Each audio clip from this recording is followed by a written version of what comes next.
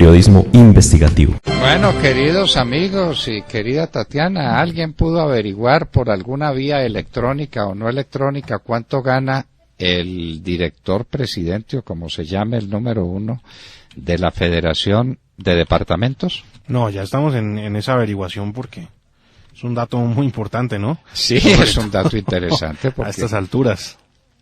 Porque parece que se lo pelean muchos, ¿no? Por ahí hay un Carlos Córdoba. Ah, no, Correa. Ah, es que aquí nos escriben que Córdoba. Tatianita, no es Carlos Córdoba, sino Carlos Correa, ¿no? Carlos que fue alcalde Correa. de Montería. Sí, señor, que está investigado y... Alto consejero presidencial de Santos, por supuesto. Obvio. Estuvo preso por corrupción. Sí, señor. Lo liberaron. Está buenísimo para la Federación de Departamentos. Sí, este es el tercer periodo de Santos, cualquier cosa es posible.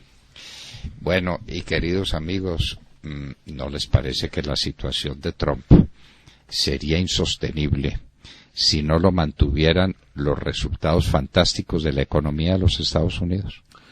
Y eso, doctor Londoño. Sí, pero Sergio, es que otro se hubiera caído hace mucho tiempo. Sí, pero es que la cuerda recuerde floja, ¿no? que Nixon, pero es que Nixon se cayó por nada. Si uno compara lo de Nixon con lo de Trump, lo de Nixon fue un juego de niños. Sí, pero es que es la economía, el tipo pero la economía, pero es sí, que la pero gente... yo no sé si eso le da suficiente gasolina para no caer. Pues de hasta- la Claro cuerda que floja sí, está. claro. Pero hasta ahora se la ha dado. Sí, hasta sí, ahora hasta se la ha ahora se la ha dado. dado. Y sobradamente. Pero Y mire, el van país es cayendo, pleno van empleo. cayendo sus alfiles, ¿no? No, Pleno pero- empleo. Pleno empleo. Inflación controlada. Aumento de salarios precisamente porque hay gran demanda por empleo en los Estados Unidos. Y sin embargo no sube la inflación. Luego es un aumento real de salarios. El endeudamiento limitado, constreñido. El déficit fiscal se vino, mejor dicho, tuvimos un mes de superávit fiscal. Los Estados Unidos no se habían soñado eso. Bueno, entonces... Disminución de impuestos para las grandes empresas. A ver, ¿qué le falta?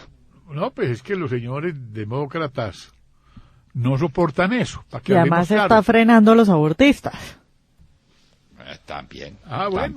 también es otro tema. Es No que ahí hay soportan, temas. no soportan. Claro, Un hombre porque de lo- estos que está haciendo eso. Sí, que una de Porque- las grandes razones por las que la gente votó por Trump también era ese progresismo y ese marxismo cultural de los demócratas. Y bueno, Trump llegó y dijo, con el aborto no, y ha dicho cosas tan polémicas como lo de la migración, por ejemplo, que también a mucha gente le gustó eso. El tipo es un Sí, la verdad, políticamente eso- incorrecto.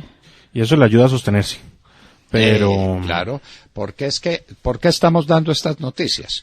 Porque ayer se supo de un hecho doble, un monstruo de dos cabezas, donde cae nada menos que quien fue su abogado, Michael el señor Cohen. Cohen.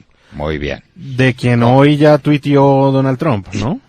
Escribió, si alguien está buscando un buen abogado, le sugiero fuertemente no contratar los servicios de Michael Cohen. Entonces ya se fue contra su ex abogado. Bueno, pero es que, a ver, Cohen lo que está diciendo y lo que es sencillamente reprobable y repugnante es que Trump le hubiera encargado comprar el silencio de dos prostitutas, o llámelas como quieras, dos damas de compañía, pues para no molestar el oído de nadie. No, pero eso sí, pues, al que le molesten Bueno. prostitutas. Bueno, sí, claro. Y comprarles el silencio con una plata. Dele tantos miles de dólares a este y tantos miles de Para que dólares no a destape aquel, esto durante la campaña. para que esto no estalle en la campaña. Y el otro aceptó ¿cuántos cargos? 6 u 8 cargos. Paul Manafort, me parece que son 8 cargos. Jefe de la campaña, es decir, el prieto de allá. Sí. Bueno, y William, ¿y el prieto de acá cuándo va a empezar a cantar? En reggaetón. Toca mandarle a Daniel Samper a la cárcel para que No, para que le dé unas clases de reggaetón. pero la voz de La voz de Daniel Samper igualita a la de Ernesto Samper. La gente me dice, no, el que canta ahí es Ernesto Samper. No, es la misma voz, la de Ernesto Samper. Bueno, pero ¿cuándo va a empezar a cantar Prieto? Claro que tiene unas grabaciones espeluznantes que demuestran que él no estuvo solo en la campaña, que él es el único que está frenteando el tema y el único que está defendiendo a Juan Manuel Santos. Él en la cárcel, vuelto miseria, y Juan Manuel Santos montando en bicicleta en la Florida. Y el que está en la cárcel es el que está manteniendo a Juan Manuel Santos. ¿Eso es indefinido? Sí, sí. Prieto se va a aguantar 8, 10 o 15 años en una cárcel, mientras Santos monta en bicicleta y habla con su amigo y socio Tony Blair y se va por el mundo, fugitivo además, fugitivo. Sí, Yo creo que lo saca, no habla. Sin su permiso de salida, claro. Y ayer estuvo hablando, pero a favor de Musa Besaile, ¿no? En el Consejo de Estado. Fue citado Roberto Prieto. Ayer estuvo, sí, fue citado ayer como testigo en el proceso de pérdida de investidura pues que tiene Musa Besaile en el Consejo de Estado, y pues de él dijo Prieto no tener información sobre el pago de sobornos de Odebrecht en favor del ex congresista. Pero bueno. Algo caliente que le entre el cuerpo. Le tengo noticias, doctor. A ver, dígame. Ernesto Lucena, hijo, sí, fue designado en Coldeportes. Bueno. Ese muchacho sí está preparado para lo mismo. Bueno. Y sé por qué lo dijo. Algo caliente que nos entre. Porque qué buena cosa. Sí. Qué buen, sí. qué tipo tan serio, tan organizado. Además, ¿Y sabe el tema? En una universidad que entendió que el deporte es un elemento esencial en la estructura social. El deporte no es un pasatiempo, no es, eso no es pues como para divertirse ahí cantando reggaetón, no. El deporte es elemento esencial en la cultura social, eso lo entendió la Universidad Sergio Arboleda, y por eso tiene planes deportivos de primera línea, como los tienen, las universidades americanas, las mejores del mundo. A ver, ¿qué une a la gente que pasó por una universidad? ¿Qué la une? Pues sí, ¿no? El deporte. Sus vínculos con la física, con la química, con la trigonometría avanzada, con nada. El equipo de la universidad, el equipo de fútbol, el equipo de básquetbol, el equipo de lo que sea. El deporte es un elemento esencial de cohesión en la vida de los Estados Unidos. Así es. Pero a Lucena lo van a recibir, vamos a ver si Carrasquilla insiste en la reducción del presupuesto para los deportes. ¿Cómo le parece, doctor? Bueno, ahí viene ya el reajuste, vendrá el reajuste del Ministerio de Hacienda y ya veremos hacia dónde va, porque pues lo que se dice es que se aumentaría de nuevo el presupuesto de inversión y se reduciría el del servicio de la deuda. Hay que ver cómo es eso y hay que ver cómo son las obligaciones y los vencimientos, ¿no? Sí, hay que ver al final qué pasa, porque yo lo que veo es contradicciones por todas partes. Ayer hablábamos de la contradicción entre lo que dice Iván Duque y lo que dice la ministra de Justicia. Y hoy todo el mundo está hablando... Perdón, le agrego un paréntesis. Sobre la violación de los niños. Ajá. ¿No? Iván Duque quiere cadena perpetua y esta señora, su ministra de Penas Justicia... alternativas. Penas alternativas, es decir, impunidad total. Que siembren lechuga o no sé. Sí, penas alternativas de 5 a 8 años. Ya. Bueno, y hoy las redes se preguntan, la gente en redes sociales se pregunta entre lo que está diciendo el ministro de Hacienda, el señor Carrasquilla, sobre el salario mínimo y lo que ahora sale a decir el presidente Uribe sobre el salario mínimo, porque hoy ha dicho que quiere aumentarlo de una manera extraordinaria. Entonces la gente se pregunta, ¿al fin qué? Y lo mismo pasa también con la ministra, ¿cuál es que es la ministra? Con el tema del fracking. Claro, que la ministra dijo que tenía que convencer a Duque de que el fracking no era malo. Entonces todo el mundo está confundido. Sí, hay mensajes contradictorios entre el gabinete y la línea del presidente, eso es cierto. Que ojo, yo creo, si a mí me preguntan, bueno, excepto en el caso de la ministra de Justicia, que eso sí es el colmo, lo que dijo, pero yo creería que, por ejemplo, Carrasquilla sabe bastante de economía y que la ministra también sabe bastante de las posibilidades que puede tener el fracking. De petróleo, claro. Pues, bueno, y entonces Carrasquilla está proponiendo reducir el salario mínimo. Sí. Y el senador y expresidente Álvaro Uribe Vélez anunció que presentará un proyecto de ley que busca el aumento extraordinario del salario mínimo. Sí. Bueno, hay que precisar, Carrasquilla no dijo que él proponía reducirlo, pero se ha dicho en diferentes ocasiones que es muy alto en Colombia y que eso pone la barrera de entrada de la gente más pobre más alta, más difícil para que pueda vincularse al mercado laboral formal. Bueno, pueden comprender que una de las personas más encartadas, no en el sentido judicial del término, sino en lo que la palabra normal significa, es el doctor Alberto Carrasquilla. Sí, señor. Manejando el presupuesto nacional ante el Congreso de la República. Todavía no ha presentado un proyecto final, ¿no es cierto? No. Todavía están trabajando en el borrador. Es decir, el presupuesto fue presentado por el gobierno de Santos, desde luego luciéndose a la hora de la despedida y tratando de no dejar demasiado visible el hecho de la quiebra económica del país. Sí, pero bueno, pues ahora esconder eso es imposible, ¿no? Es imposible. Pero ahora Carrasquilla tiene que acomodar el presupuesto a unas condiciones más o menos reales que no se sabe si van a funcionar o no van a funcionar.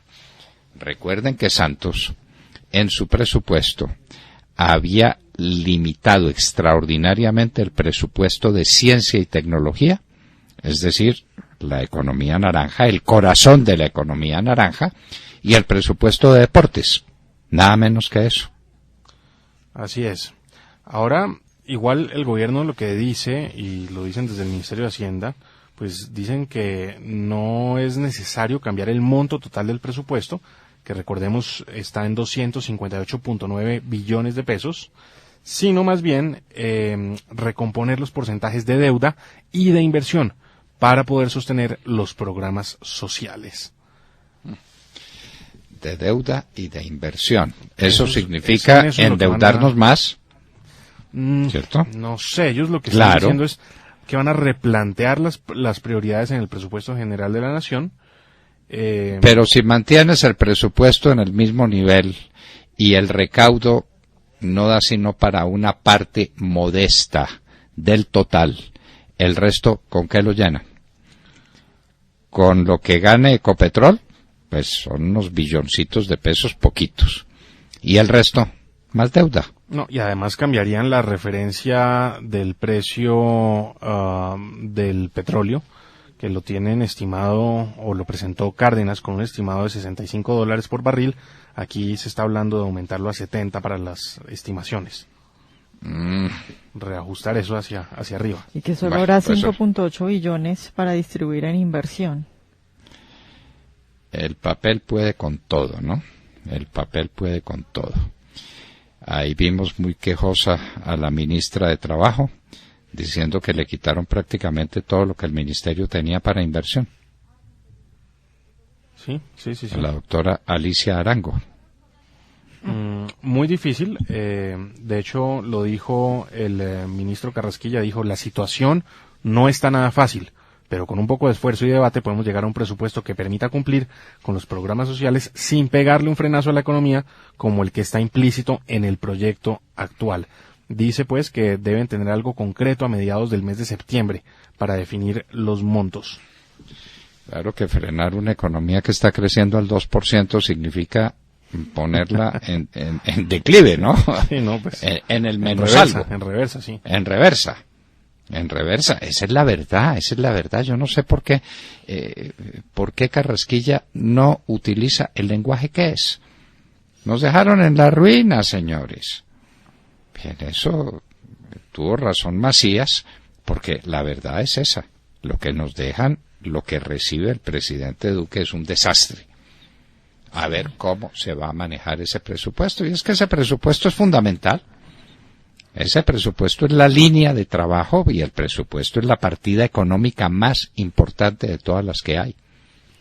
Y que en economía, sobre todo, no se puede ser tibios, porque entonces le pasa lo de Macri, que pensando en que cómo iban a recibir sus propuestas, en que cómo iban a recibir los cambios, pues terminó haciendo unas cosas muy superficiales, y entonces el resultado pues es malo, y entonces la gente dice, este neoliberal, además de que hizo cambios, terminó dejando a Argentina muy mal. Entonces, si se pone con medias tintas, no logra nada al final, pero sí consigue el rechazo de la gente.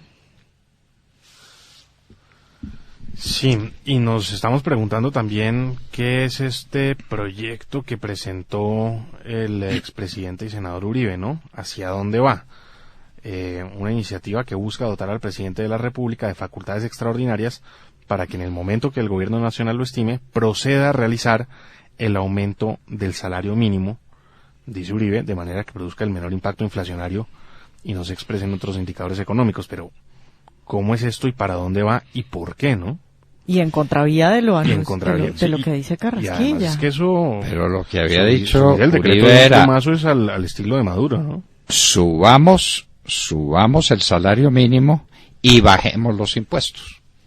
Que las empresas tengan que pagar menos impuestos y lo que se ahorran por impuestos que lo paguen en salario mínimo. Que eso activa el consumo, eso es keynesianismo puro, ¿no? Activar el consumo, y activado el consumo, entonces se activa inmediatamente la oferta, y la oferta supone más inversión en industria. Pero ahí habría que ver cuál es el saldo, ¿no? Porque uno no sabe entonces si le suben por acá y le bajan por acá los empresarios, al final qué es lo que resulta.